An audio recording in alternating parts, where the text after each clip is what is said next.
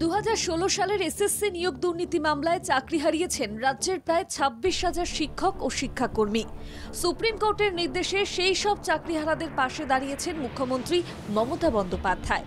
সেই মতো শীর্ষ আদালতে রিভিউ পিটিশন দায়ের করার পাশাপাশি মানবিক দিক থেকে ভাতা দেওয়ার কথা ঘোষণা করেছে রাজ্য সরকার। West Bengal livelihood and social security interim scheme 2025-এর আওতায় গ্রুপ সি কর্মীরা প্রতি মাসে 25,000 টাকা এবং গ্রুপ ডি কর্মীরা 20,000 টাকা ভাতা পাবেন বলে ঘোষণা করা হয়। রাজ্য সরকারের সেই সিদ্ধান্তের বিরোধিতা করে অপেক্ষমান তালিকায় থাকা চাকরি প্রার্থীদের একাংশ।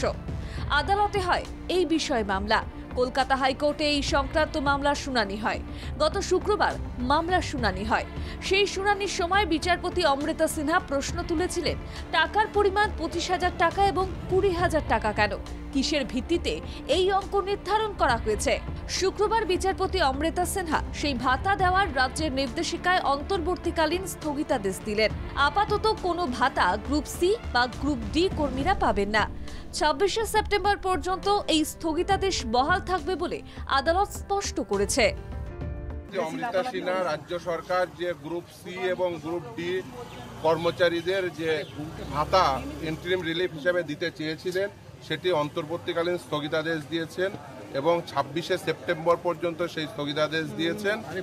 ইন দ্য মিন হোয়াইল রাজ্য সরকারকে 4 সপ্তাহের মধ্যে এফিডেভিট দেবেন তারা, এফিডেভিটের অপোজিশনের আকারে। আমরা তার উত্তরে এফিডেভিট রিপ্লাই দেব 2 সপ্তাহের পরে। হাইকোর্টের অন্তর্বর্তীকালীন স্থগিতাদেশের পর বিতর্ক বেঁধেছে। শাসক বিরোধী দুই শিবিরই পরস্পরকে আক্রমণ শানিয়েছে। বিরোধীদের চাকরি খাওয়ার রাজনীতি ও চাকরিহারাদের আর্থিক সুরক্ষা কবচ কেড়ে নেওয়ার নিম্নমানের রাজনীতির কড়া সমালোচনা করেছে তৃণমূল কংগ্রেস।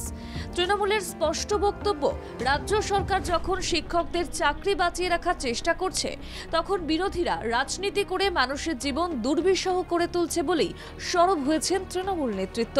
গ্রুপ সি এবং গ্রুপ ডি তে দুর্নীতির পরিমাণ এত ছিল যে এদেরকে কোনো টাইম দেয়নি, কোনো রিলিফ দেয়নি সুপ্রিম কোর্ট। সেরকম জায়গায় রাজ্য সরকার একটা ভাতা দেওয়ার কথা পরিচালনা করলো 20,000 এবং 25,000। এটা absolutely absurd.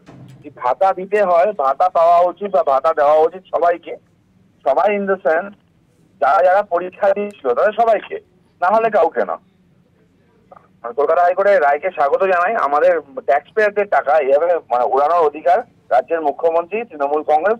Group C group D যারা আচমকা চাকরি হারিয়ে পরিবারগুলো পথে বসেছিল তাদের আর্থিক সুরক্ষা দিতে অন্তর্বর্তীকালীন একটা ভাতা, একটা রিলিফের ব্যবস্থা করেছিলেন মুখ্যমন্ত্রী।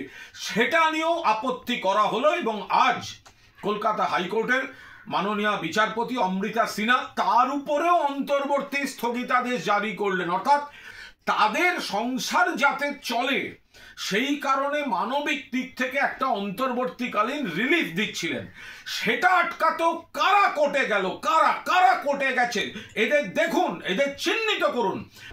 রাজ্য সরকার মানবিক কারণে গ্রুপ সি গ্রুপ ডি কর্মীদের ভাতা দেওয়ার কথা ঘোষণা করে। রাজ্যের প্রয়াসে অন্তর্বর্তী স্থগিতাদেশ থাকায় চাকরিহারা শিক্ষাকর্মীরা আপাতত ভাতা যে পাবেন না তা স্পষ্ট হলো। একই সঙ্গে 4 সপ্তাহের মধ্যে হলফনামা জমা দেওয়ার নির্দেশ দেওয়া হয়েছে। সেই মতো রাজ্য সরকার অবস্থান স্পষ্ট করতে চায়। ব্যুরো রিপোর্ট, বাংলা জাগো।